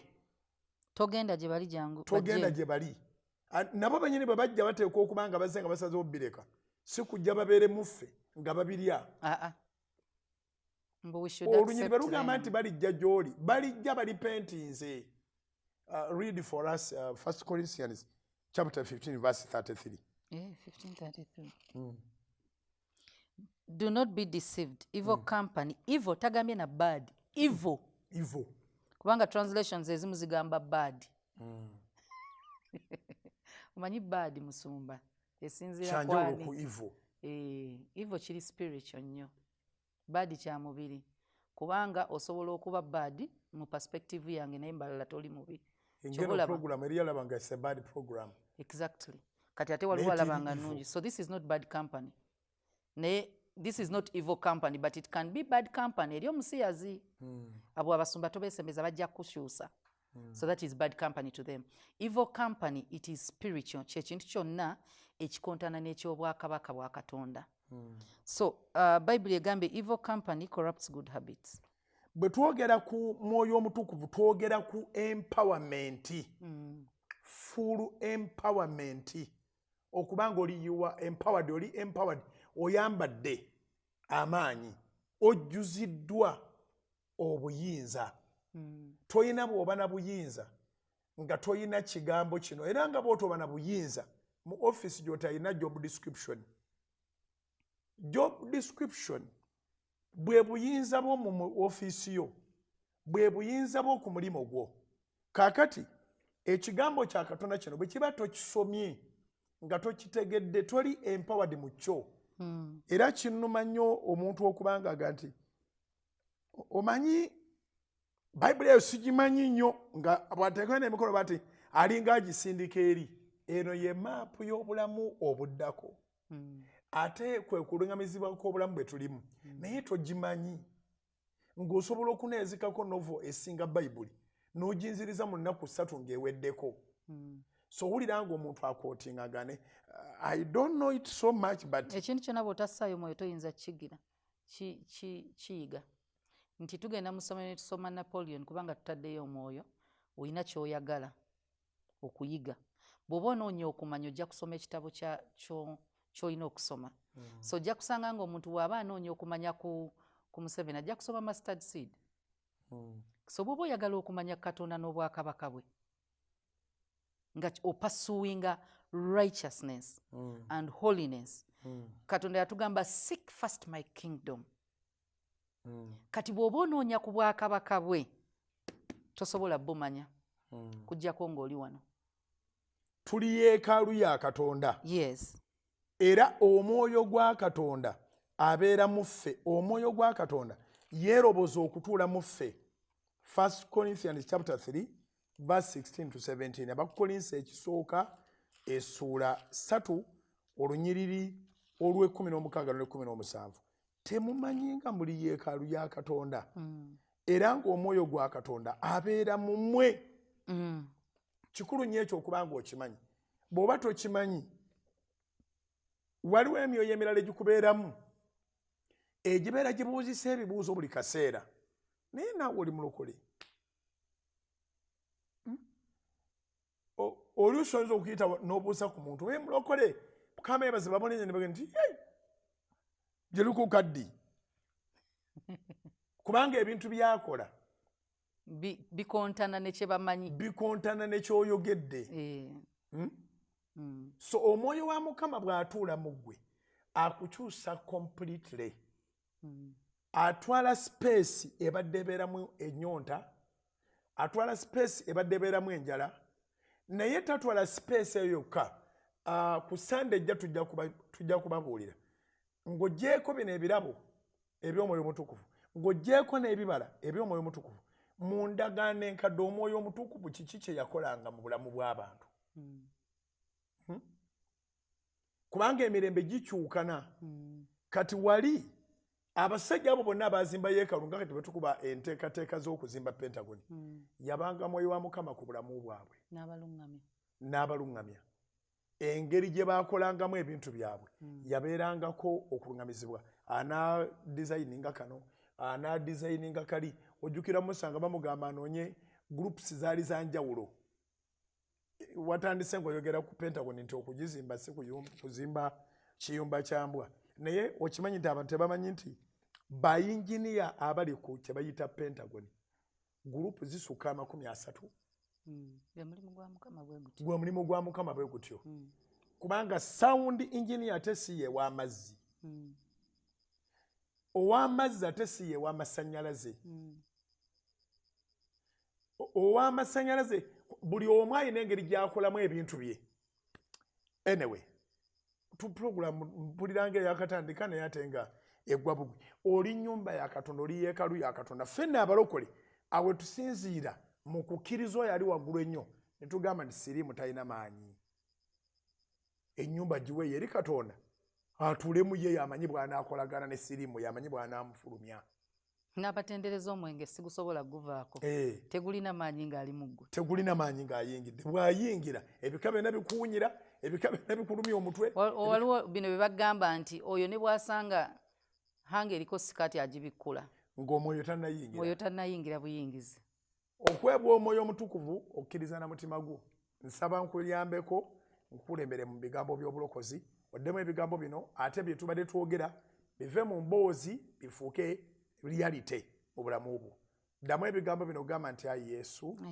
olunaku olwaleero mu program The Way mpulidde ku mwoyo omutukuvu nzikiriza n'omutima gwange n'omutima okuweebwa obutuukirivu okuleka ekibi kyonna era njatula n'akamwa kange nti ndokose neekutulako endagaano zonna ez'ebika ez'ebukojja ez'omu masaŋŋanzira ez'omu relationships z'ensi eziva ku Adamu ne Eva endagaano z'ekibi ekisikire nzeekutulako nsazeewo okulokoka ayi Mukama emyoyo gyonna ngita era ngyegobako mu linnya lya Yesu nga nnyaniriza Omwoyo Omutukuvu ayingire mu bulamu bwange aluŋŋamye obulamu bwange afuge ennaku zonna zensigaza mu nsi anyingize mu ggulu sangula amannya gange ayi Mukama gave mu bitabo bya Geyeena gawandiikibwe mu kitabo ky'obulamu obutaggwaawo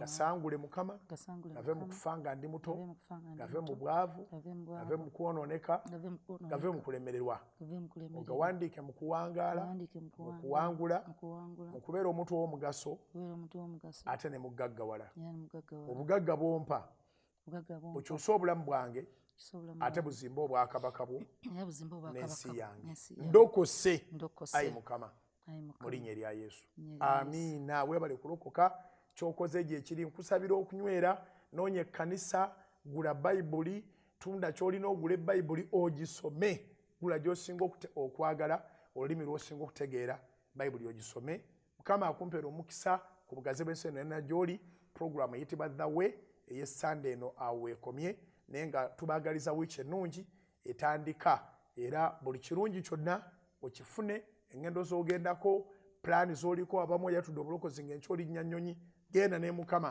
mu linnya lya Mukama waffe Yesu akeera mu interview Katonda akuwa omulimu akugirewo ennaku ebadde kutawaanya si nnyo ntayoka ey'ebizibu oba ey'ebibi naye n'ennaku ebadde kutawaanya Mukama agiggyewo Aloysious Bujjingo gegange program The Way weekomye wabula ne munnange Susan Makula ate alina okuba ng'asiibula tuve wano ebya Katonda bikolebwa Mwoyo Mutukuvu era nga naffe tukimanyi nti ekitabo kino Bayibuli kyawandiikibwa abantu naye nga baaluŋŋamizibwa Mwoyo Mutukuvu era nga bw'oba weebuuza nti Mwoyo Mutukuvu yaani what is Trinity bw'osoma ekitabo kya 1 Timothy chapter 2 n'ogenda ku verse 16 egamba and without controversy great is the mystery of godliness God was manifested in the flesh justified in the spirit in the flesh fena tukimanyi oyo yajja bwe tuyita Yesu Kristo then justified in the spirit n'akakasibwa mu mwoyo so bw'obeera mu ggwe Mwoyo Mutukuvu ye Katonda yennyini